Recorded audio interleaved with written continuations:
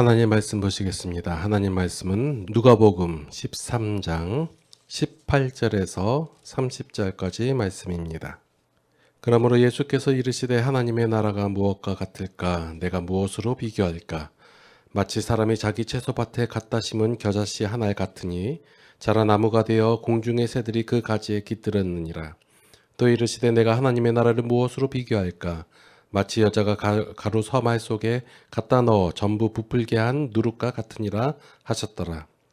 예수께서 각 마을로 다니사 가르치시며 예루살렘으로 여행하시더니 어떤 사람이 여짜오되 주여 구원을 받는 자가 적으니이까? 그들에게 이르시되 좁은 문으로 들어가기를 힘쓰라. 내가 너에게 이르노니 들어가기를 구하여도 못하는 자가 많으리라. 집주인이 일어나 문을 한 번 닫은 후에 너희가 밖에 서서 문을 두드리며 주여 열어주소서 하면 그가 대답하여 이르되 나는 너희가 어디에서 온 자인지 알지 못하노라 하리니 그때 너희가 말하되 우리는 주 앞에서 먹고 마셨으며 주는 또한 우리의 길거리에서 가르쳤나이다 하나 그가 너희에게 말하여 이르되 나는 너희가 어디에서 왔는지 알지 못하노라. 행악하는 모든 자들아 나를 떠나가라 하리라. 너희가 아브라함과 이삭과 야곱과 모든 선지자는 하나님 나라에 있고 오직 너희는 밖에 쫓겨난 것을 볼 때 거기서 슬피 울며 이를 갈리라. 사람들이 동서남북으로 와서 하나님의 나라 잔치에 참여하리니 보라 나중된 자로서 먼저 될 자도 있고 먼저 된 자로서 나중될 자도 있느니라 하시더라. 아멘.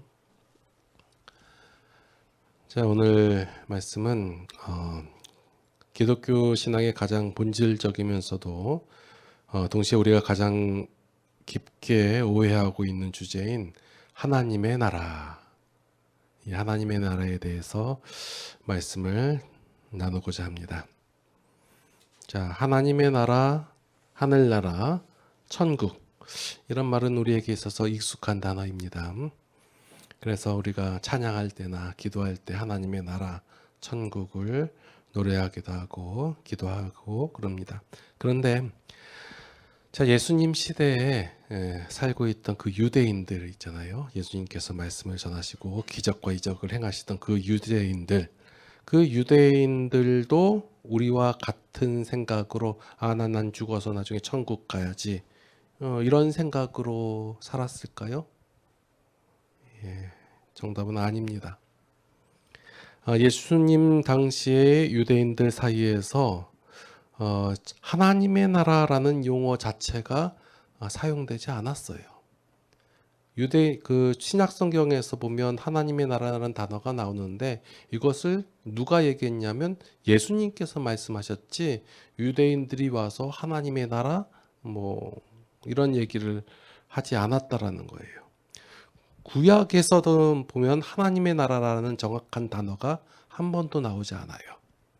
우리는 생각에 하나님의 나라가 구약에서도 많이 언급이 됐을 것이다 생각했는데 그렇게 직접적인 단어가 나온 적도 없고 뭐 예를 들어서 돌려서 뭐 여호와의 나라, 여호와의 왕국 이렇게 얘기하는데 그 개념 자체가 지금 우리가 알고 있는 뭐 죽어서 가는 천국 그런 개념으로 사용되지 않고 당시에 뭐 이방 나라로부터 뭐 강맹한 나라, 강한 나라 이렇게 되는 그런 나라로서의 개념으로서 여호와의 나라가 나오지 우리가 지금 현재 알고 있던 개념으로서의 하늘나라, 하나님의 나라는 그들 생각에 없었다라는 거예요.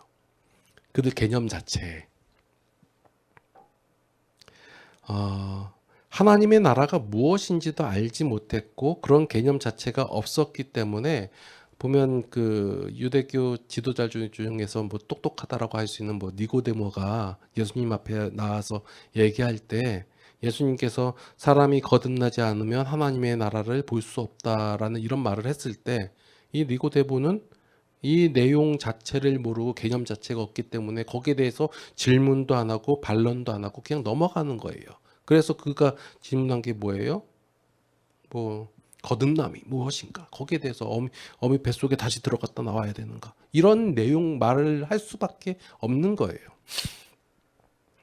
그리고 당시에 유대인들이 그 예수님을 어떻게 좀 넘어뜨리려고 질문하던 내용들이 뭐냐면 뭐 가이사에게 세금을 바치는 것이 옳겠냐? 아니면 부활 때에는 그 여자가 뭐 7형제가 있는데 뭐 다 죽었어. 나중에 부활했을 때 이 여자가 누구의 아내가 되느냐? 이런 것만 질문했단 말이에요. 하나님의 나라에 대한 질문은 없었어요. 개념 자체가 없었단 말이에요.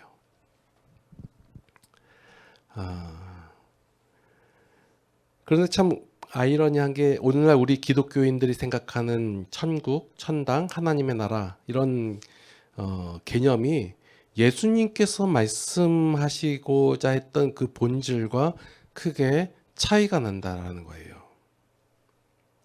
당시에 오히려 유대인들은 착각이나 잘못 알고 있지 않았어요. 그냥 아예 자체를 몰랐기 때문에 지금 우리는 그 하나님의 나라 천국에 대해서 어떻게 생각해요? 뭐 공간적으로 저 멀리 뭐 우주 건너편에 있는 뭐 장소 아니면 내가 열심히 신앙생활하다가 죽어서 가는 어떤 사후 세계 뭐 이런 식으로 생각한단 말이에요. 이 하나님의 나라를 예수님께서 오셔가지고 언급을 하셨는데 이것을 나중에 이제 신학자들, 교부들이 이게 정리를 했어요. 정리를 하는데 그것을 정리할 때 단지 말씀의 의미대로 정리한 게 아니라 당시의 종교적인 상황, 정치적인 상황에 다 곁들여가지고 오히려 죽어서 가는 천당, 사후 세계 여기에 초점을 맞춰서 설명을 해버렸단 말이에요. 그렇게 교리적으로 만들어 버렸다는 거예요. 그래서 예수님께서 원래 의도한 하나님의 나라의 개념에서 완전히 거리가 멀어진 개념으로서 지금 우리에게 익숙해져 왔다라는 거예요. 지금 이것을 말씀을 통해서 한번 정리를 해볼게요. 누가복음에 보면 앞으로 계속해서 하나님의 나라에 대해서 나오는데 거기에 대해서 우리가 얼마큼 잘못 생각하고 있고 어떻게 잘못 이해하고 있는지를 한번 살펴보도록 할게요. 자, 오늘 본문인 누가복음 13장 18절과 20절에 보면 예수님께서 이렇게 말씀하세요. 그러므로 예수께서 이르시되 하나님의 나라가 무엇과 같을까? 내가 무엇으로 비교할까? 내가 하나님의 나라를 무엇으로 비교할까? 이렇게 나오고 있어요. 만약에 하나님의 나라를 우리가 죽어서 가는 어떤 다른 공간적인 의미 이렇게 생각하시는 분이 오늘 이 말씀을 읽으면 또 오해를 하는 거예요. 하나님의 나라가 아직 이 땅에 임하지 않았구나. 아무도 본 사람이 없으니까 예수님께서 이것을 이 하나님의 나라를 우리에게 어떻게 설명하나 하고 난감해 하시는구나 라고 오해할 수 있다는 거예요. 그러니까 비유를 들어서 설명을 해주는데 이것이 오해다라는 거예요. 왜 오해냐면 예수님께서 쓰시는 이 비유 방식은 세상에서 쓰는 비유 방식과 다르다라고 지난번에 말씀을 드렸는데 물론 기억을 잘 안 나시겠죠. 세상에서는 알지 못하는 것을 설명하기 위해서 우리가 익히 알고 있는 것을 비유로 들어서 알지 못하는 것을 이해하게끔 만드는 게 세상의 비유 방식이에요. 그래서 나타나지 않는 실체를 알게 하기 위해서 온갖 비유들과 설명들을 동원하는 게 세상의 비유라면 예수님께서 사용하시는 비유는 달라요.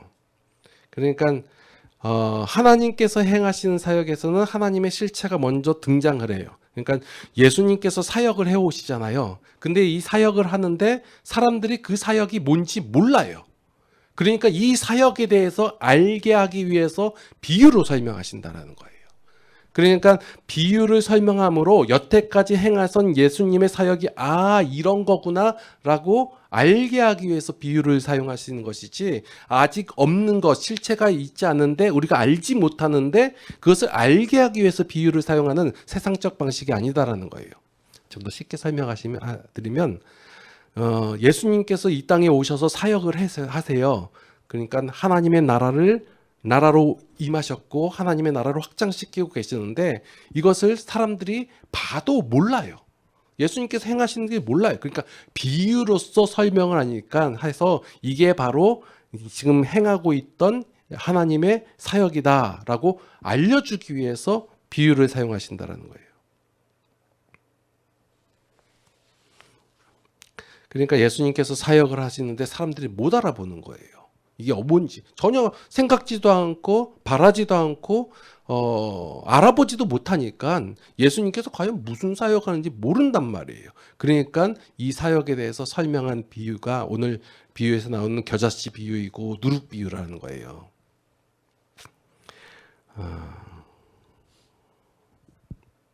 예수님께서는 너희가 죽어서 가는 나라가 있다라고 얘기하는 게 아니라 직접 이 예수님께서 사역하시는 순간순간을 통해서 하나님의 나라를 보여주시고 나타나셨다라는 거예요. 하나님의 나라를 예수님께서는 그 자리에서 시행을 하셨고 그 하나님의 나라의 원리를 하나님의 나라의 복을 그 사람들에게 보이시고 나타내시고 공짜로 나누어 주셨다라는 거예요. 그래서 사람들에게는 그 하나님의 나라가 이미 임했다예요. 지금 예수님 당시에 있던 사람들은 자신들도 모르는 사이에 예수님께서 만들어 놓으신 그 하나님의 나라의 기준과 원리, 가치, 그 능력 안에 포함되어 있다, 머물고 있다라는 거예요. 그러니까 기독교라는 우리가 믿는 이 신앙은 우리가 보지 못한 것, 듣지 못한 것, 한 번도 경험하지 못한 어떤 무엇가를 위해서 그것을 믿는 신앙이 아니다라는 거예요. 하나님께서 사역하시는 방법 중에 하나가 뭐냐면 우리가 아무것도 안 보고 안 듣고 경험하지 못한 상태에서 너희는 무조건 믿어라, 무조건 나를 믿어라, 안 믿으면 지옥 간다 이렇게 협박하면서 믿음을 요구하시는 그런 그 하나님이 아니시다라는 거예요. 하나님 먼저 명확하고 확실하게 그 은혜라는 실체를 우리에게 보여주시는 거예요. 다 보여주신 다음에 이걸 보고 깨닫고 알아라라는 거예요. 그런데 우리가 미련하여서 지혜롭지 못하기 때문에 그 실체를 보고도 깨닫지 못하고 있는 거예요. 간혹 가다가 보고도 믿으면 누가 그걸 믿음이라고 하냐, 보지도 않고 믿는 믿음이 훨씬 크다라고 하면서 이렇게 얘기하는데 그런 말에 여러분들 속지 마세요. 하나님의 일하시는 방법은 그렇게 일하시지 않으세요.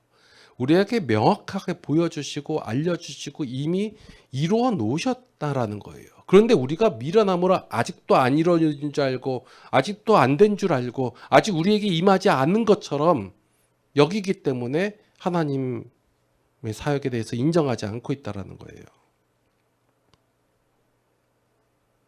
하나님께서는 우리 그 성경 속에서 역사하신 그 역사 속에서 이렇게 일하신 적이 없으세요. 먼저 하나님께서 우리에게 다가오셔서 우리에게 구원의 실체를 보여주시고 들려주시고 가르쳐 주셨다라는 거예요. 다만 우리의 죄성 때문에 그것이 눈에 가려져서 그 사역을 바라보지 못하고 인식하지 못할 뿐이에요. 지금 예수님께서 그 하나님의 나라를 이 땅에 직접 가지고 오셔가지고 펼치시고 계세요. 그런데 못 알아본다라는 거예요. 지금 눈먼 자가 눈을 뜨고 있고 귀신이 떠나가고 가난한 자에게 지금 먹을 것이 풍족하게 주어지고 있어요. 그런데 사람들은 이것이 하나님의 나라라는 것을 인식을 못해요. 그럴 때 등장하는 것이 이제 예수님의 비유라는 거예요. 그러니까 예수님의 비유는 아직 그 나타나지 않은 미래에 대해서 미래의 천국을 상상해보라라고 하면서 비유를 어떠한 부연 설명처럼 보여주는 것이 아니라 눈앞에 이미 실체가 드러났음에도 불구하고 깨닫지 못하니까 그 드러난 실체를 알아듣기 쉽게 풀어서 설명해 주는 것, 이게 바로 비유라는 거예요. 그러니까 우리가 비유를 듣고 하나님의 나라는 이런 모습이겠구나라고 상상을 펼치는 것이 아니라 먼저 예수님께서 이미 행하신 그 사역을 바라보고 예수님께서 병자를 고치셨구나. 아픈 자를 낫게 하셨네. 귀신을 쫓아내셨고 5천 명을 먹이셨구나. 이것을 다 보고 경험한 이후에 예수님의 비유를 듣고 예수님께서 우리에게 이미 행하신 이 놀라운 은혜의 사건들이 비유로 들어보니까 바로 하나님의 나라가 임한 모습이구나라고 확인하게 되는 거라는 거예요. 제가 계속해서 말씀 속에서 강조하는 내용이 뭐냐면 앞으로 벌어질 일을 바라보고 즐거워하는 게 아니라 이미 우리 가운데 역사하시고 이루어 놓으신 하나님의 사역을 바라보고 즐거워하라는 거예요. 이게 굉장히 큰 차이예요. 여러분도 신앙생활하면서 앞으로의 소망만을 바라보고 그렇게 살게 되면 내가 지금 현실 가운데서 어떤 것을 투자해야 되고 열정을 내야 되고 훈련을 해야 되고 뭔가 바쳐야 되고 여기에 중점을 맞출 수밖에 없단 말이에요. 왜요? 아직까지 이루어지지 않았다고 생각하기 때문에 그것을 얻기 위해서 그러니까 신앙생활이 그쪽 방향으로 가는 거예요. 제가 말씀을 전하면서 가장 큰 뭐라고 해야 되나 반대? 여기에 다 부딪히는 게 뭐냐면 하나님께서 다 행하셨다. 하나님께서 평안과 위로를 주시고 너 그래 하나님께서 행하신 일 느려라 이렇게 얘기하면 성도들이 나태해진다. 성도들이 희망 없이 그냥 산다 이거예요. 그러나 하나님께서 역사하시고 행하신 일을 이미 이루어내신 것이 이미 우리 가운데 이루어졌고 확장되어져 간다면 그것으로 인한 행복과 기쁨과 그 힘으로 그 열정으로 삶을 살아가는 게 신앙을 살아가는 것이 더 옳지 않냐라는 거예요. 계속해서 반복해서 말씀을 드릴게요. 그래서 말씀 속에서 과연 예수님께서 말씀하신 비유가 그리고 그 사역이 맞아떨어지는지를 계속해서 살펴볼게요. 자, 오늘 본문 19절에 보니까 마치 사람이 채소밭에 갖다 심은 겨자씨 한 알 같으니 자라 나무가 되어 공중의 새들이 그 가지에 깃들으니라. 이 비유를 듣고 예수님의 사역을 한마디로 하면 이런 거예요. 시작은 겨자씨앗처럼 눈에 보이지 않을 만큼 아주 작은 것이었는데 나중에 엄청나게 큰 나무가 되어서 공중의 새들을 다 품을 수 있을 정도로 풍성해졌다라는 거예요. 같은 내용으로서 누룩 얘기예요. 밀가루 섬알에 작은 누룩이 들어가니까 그게 아주 크게 부풀어 올랐다라는 거예요. 그러면 이 하나님의 나라의 핵심이 뭐예요? 아주 처음에는 작고 보잘것없이 시작하지만 나중에는 상상할 수 없이 거대하고 풍성하게 확장되었다라는 말이잖아요. 이것이 하나님의 나라에 대한 비유예요. 그러니까 하나님의 은혜가 우리의 삶에 아주 작은 것처럼 보이게 우리 가운데 임하면 그 대상이 우리가 완전히 풍성하게 변화되어 간다라는 거예요. 그렇게 사역을 예수님께서 하셨다라는 거예요. 예수님께서 지금 아주 작은 모습으로 오시고 그 가운데 임하셨는데 그 작은 역사가 점점 커지고 확장되어져서 하나님의 나라를 증명하고 보여주고 있다라는 거예요. 자, 여기서 예수님께서 너희는 겨자씨를 심어라 아니면 열심을 내어가지고 이 겨자씨를 큰 나무로 만들어내라. 그리고 주변에 부풀어지고 누룩이 그 밀가루를 부풀게 한 것처럼 너희도 열심을 내어서 부풀어져서 너희의 희생으로 말미암아 크게 만들어라. 이런 얘기 있나요? 없어요. 하나님의 나라에 들어가기 위해서 너희는 자격을 갖춰라, 회개하라, 열매를 맺어라. 이러한 조건이 있나요? 없어요. 우리 말씀 가지고 얘기해 보자고요. 예수님께서 친히 확장하시고 예수님께서 오셔가지고 사역하셨다는 거예요. 그것을 하나님께서 다 이루어 놓으신 거예요. 이것이 성경에서 말하고 있는 하나님의 나라이고 이 나라에 너희가 임했다. 너희가 들어가 있다. 너희가 그 가운데 있다라고 말씀하시는 것이 이거 바로 기쁜 소식이고 복음이다라는 거예요. 어디에 우리의 노력과 열심이 들어가나요? 그런데 예수님께서 이렇게 오셔서 하나님의 은혜를 일방적으로 우리에게 주심에도 불구하고 그 자리에 있던 사람들이나 현재 우리들 모두가 하나님의 나라를 눈앞에 보고도 이것을 잘못 이해하고 있다는 거예요. 하나님의 나라는 인간의 노력이 아니라 하나님이 먼저 인간에게 조건 없이 베풀어 주신 선물이다. 물론 사람들은 이렇게 지금 우리들 많이 얘기하잖아요. 구원은 하나님의 선물입니다. 하나님의 나라는. 그런데 왜 그렇게 얘기하면서 왜 하나님의 나라 얘기할 때는 충성, 봉사, 헌신해야지고 돼야 되고 또 뭐예요? 아무나 가는 줄 아냐? 너 그렇게 신앙생활해서 너 천국 갈 줄 알아? 못 가지. 아니면 어떤 사람 질책하는 거예요. 너 그렇게 살아가지고 하나님의 나라 갈 수 있을 것 같아?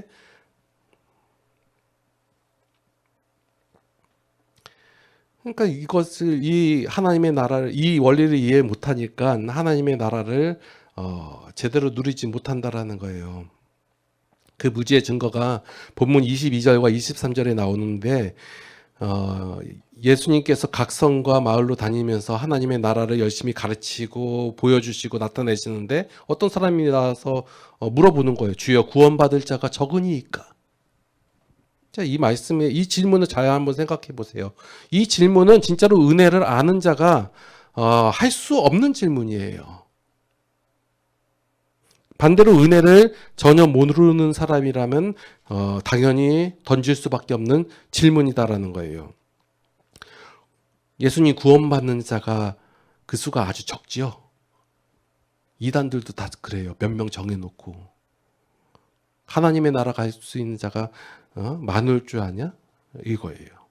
그래서 그게 생각하는 게 뭐예요? 내가 무엇을 하여야 영생을 얻으리이까?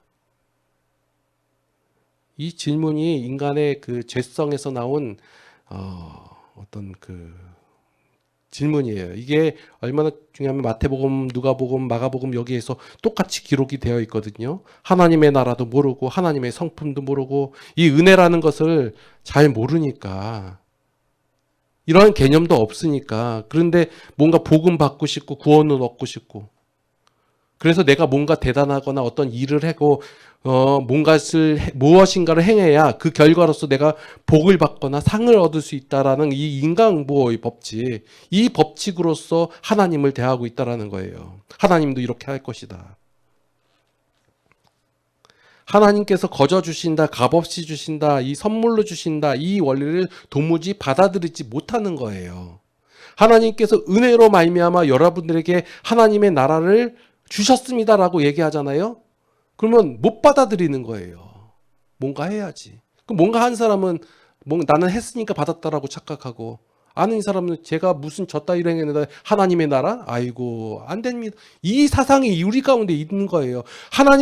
예수님께서는 계속해서 은혜를 강조하고 하나님의 사역을 강조하고 있는데 우리가 그런 개념이 없으니까 다 하나님의 나라를 이상하게 받아들이는 거예요.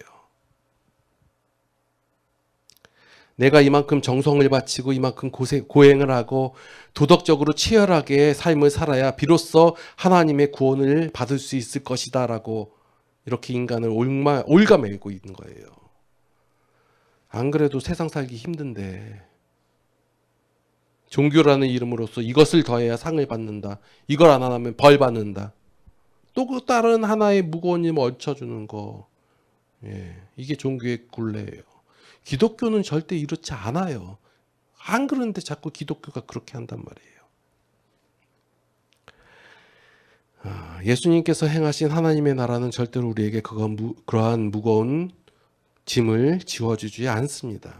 세상에서 인간이 무엇인가 행해야지만 구원을 받는다고 한다면 그 조건은 엄청나게 어렵고 까다로운 일이에요. 이것은 세상 방식에 찌들어진 사람들이 말하고 있는 내용이에요. 그 질문이 뭐예요? 구원받는 자가 적습니까? 이게 이 말 속에는 무슨 베이스가 있어요? 적다 이거예요. 그러니까 그만큼 열심을 내고 뭔가 바치고 뭔가 노력하고 그런 사람들만 구원받지. 아이고 저런 사람들 어떻게 구원을 받겠어? 그러니까 구원받는 사람, 하나님의 나라에 가는 사람, 천국에 가는 사람, 그런 사람들은 극히 드물 거야. 나는 그 가운데 들어가 있지. 이거예요. 그럴 때 예수님께서 뭐라고 대답하셨을까요? 이미 누가복음 처음부터 지금까지 계속해서 말씀을 하셨어요. 예수님께서 그 사역을 통해서 보여주셨다는 거예요. 자, 예수님께서 치유를 받거나 예수님께로부터 치유를 받거나 아니면 어떤 그 귀신 쫓아냄을 받고 아니면 먹을 거 먹은 사람들 많았을까요? 적었을까요?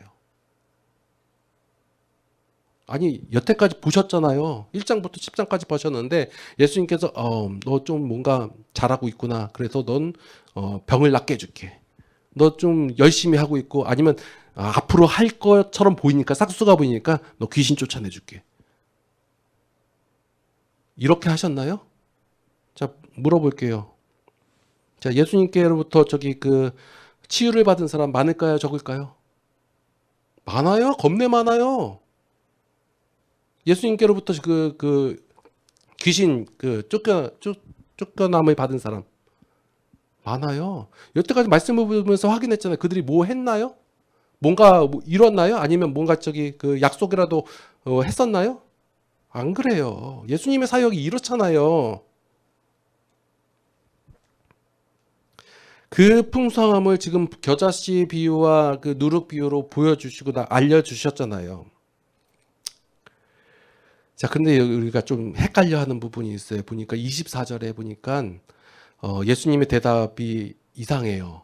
앞에서는 여태까지 사역은 뭔가 해야지만이 주는 게 아니라 예수님의 그 긍휼하심으로 예수님의 그 은혜로 말미암아 우리에게 행하셨거든요. 근데 24절에 보니까 좁은 문으로 들어가기를 힘쓰라 내가 너희에게 이르노니 들어가기를 구하여도 못하는 자가 많으리라. 앞뒤 내용 안 맞지 않아요? 예?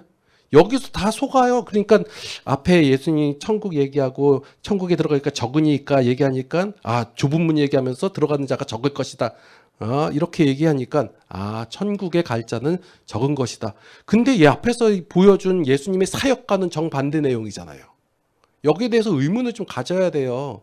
근데 우리는 의문을 안 가져요. 그냥 원래 갖고 있던 개념이 그거니까 열심히 하고 충성 봉사하고 뭔가 하고 해야지 갈구하고 해야지 좁은 문으로 들어가서 천국에 가겠구나. 이런 생각이 있단 말이에요.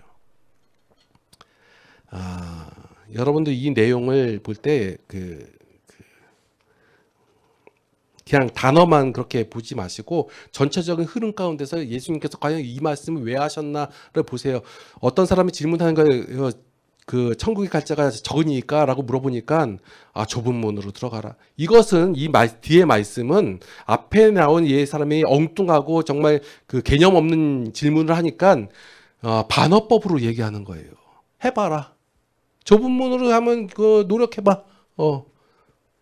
갈 수 있나? 구원받은 자가 아주 적지요? 라고 엉뚱한 소리 하니까 그래 해봐라. 안 될 것이다. 그래 네 노력과 어떤 열심으로써 행위로서 어떤 자격을 갖춰 가지고 구원의 문에 들어가 보겠다고? 해봐라. 되나?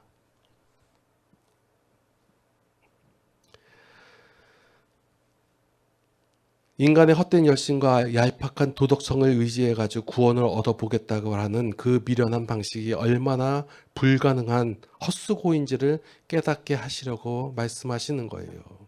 그래서 내가 내 힘으로 내 노력으로 내 열정으로 안 되는구나. 나는 도무지 저 문에 들어갈 수가 없구나라고